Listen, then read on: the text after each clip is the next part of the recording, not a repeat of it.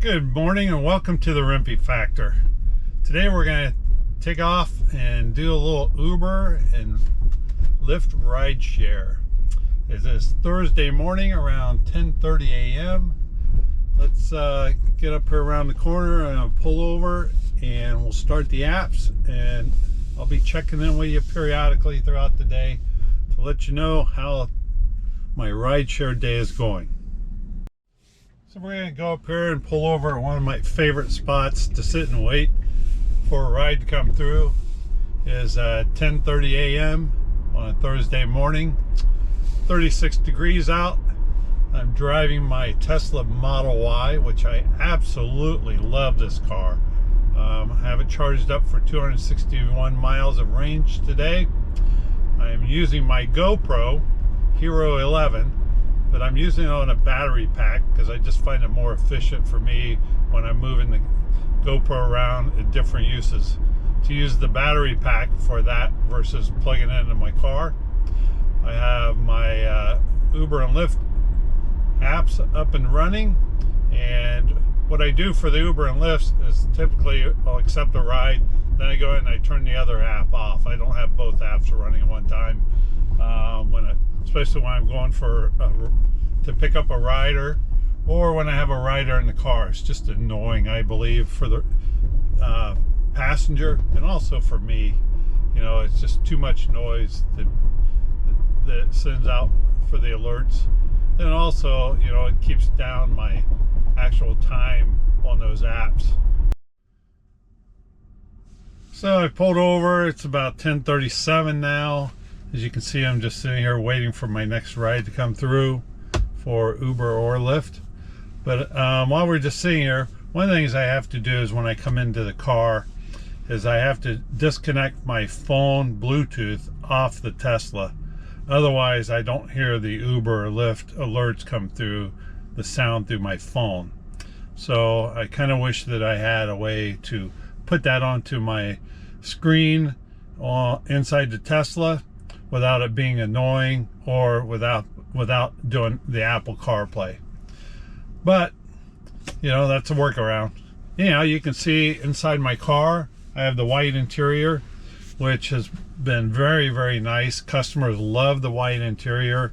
I have had a couple people get in, like an auto mechanic got in and his pants were all smeared with grease, and he sat back there in the passenger rear seat and it didn't create a problem at all. He did smear the seats. When he got out, I got my cleaner and rag out of the trunk and I just wiped it right off.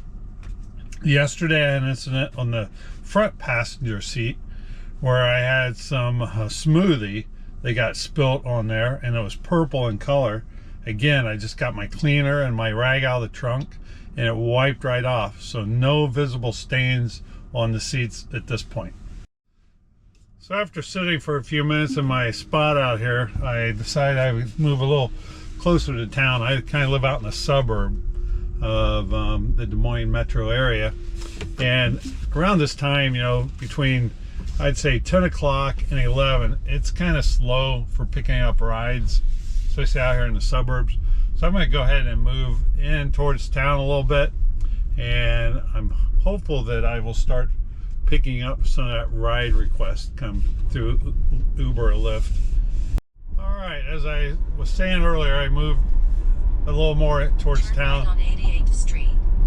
So I just drove a couple miles here and I got my first ride.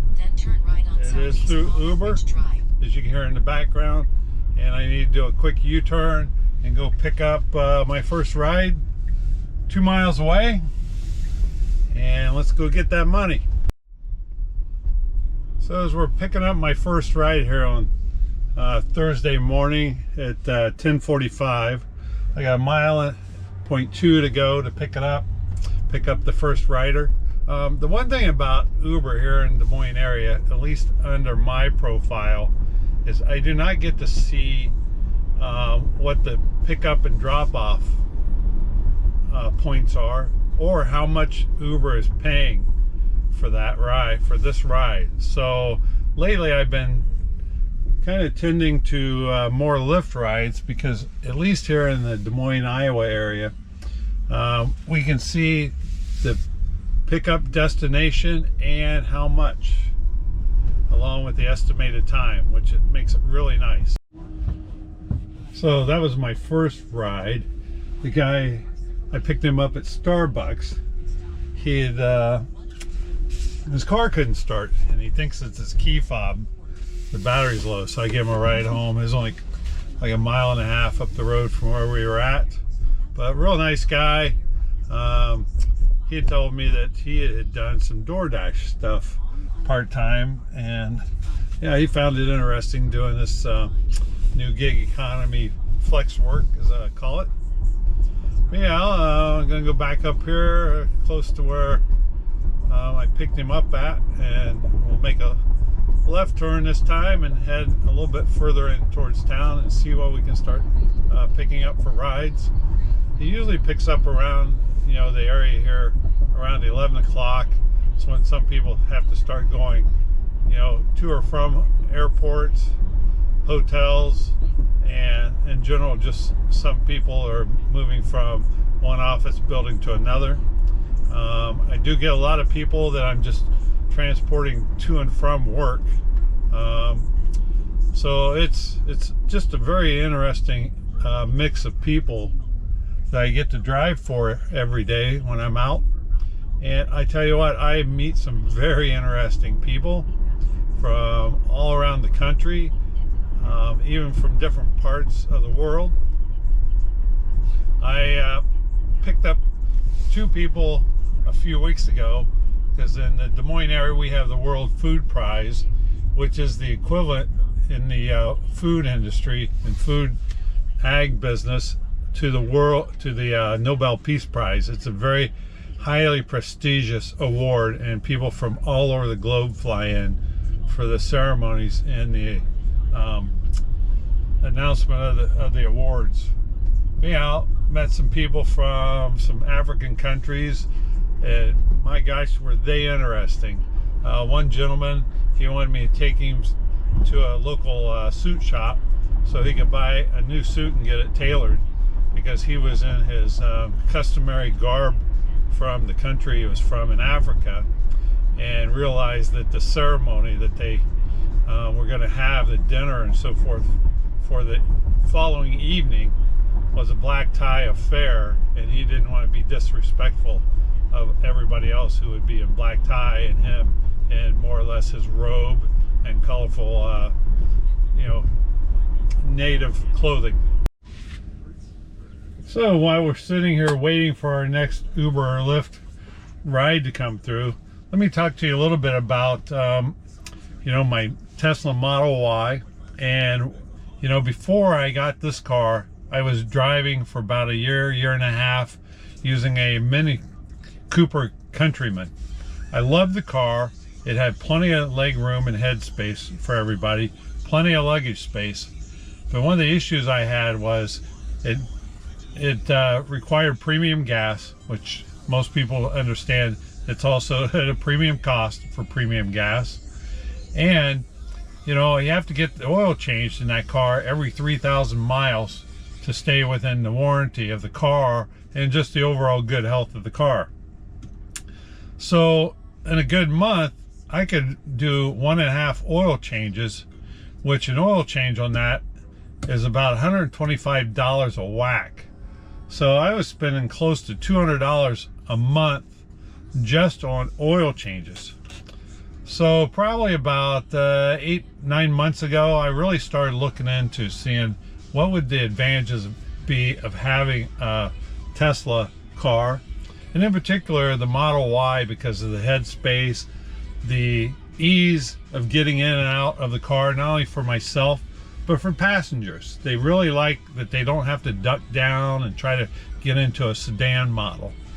And what I discovered was that by charging a Tesla up at home, at least here in Iowa, our utility rates are so low for kilowatt hour that my costs are a lot lower to maintain and operate this car as a number related to getting down the road a mile.